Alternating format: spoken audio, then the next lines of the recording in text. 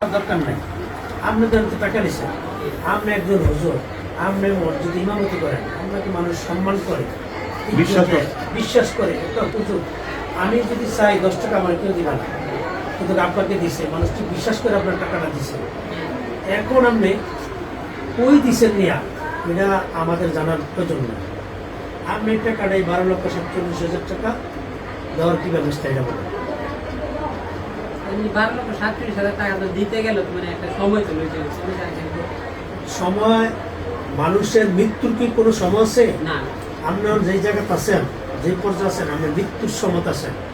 কারণ আপনাকে আমার মনে হয় আমি অনুভব করতে হবে যে এই এলাকার মানুষটি খারাপের চেয়ে একটু ভালো আছে।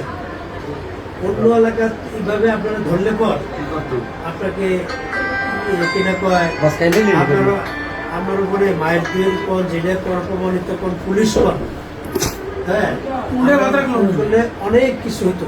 আপনাকে কেউ কিছু করে নাই, সসম্মানে নিয়ে আসছে। একবারে একটা কথা কেছে এর আমরা সবাই বার করে দিয়েছি এবং ধমক দিচ্ছি।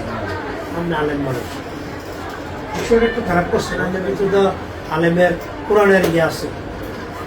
আপনি এখন ওই করতে পারবেন কীভাবে দিবেন ওইটার প্রয়োজন নেই। আপনি মৃত্যুর জায়গাতে আছেন। আমার জীবন অর্জন কোনো মূল্য নাই, আপনার সময়টার এখন মূল্য নাই। কারণ মানুষ হয়রানি হয়েছে, মানুষ চিন্তিত আছে। এই বিষয়টা নিয়ে একটা মানুষ একটা দুর্ঘটনা তো করতে পারে। সুতরাং আপনি টাকাটার কি ব্যবস্থা সেটা বলেন।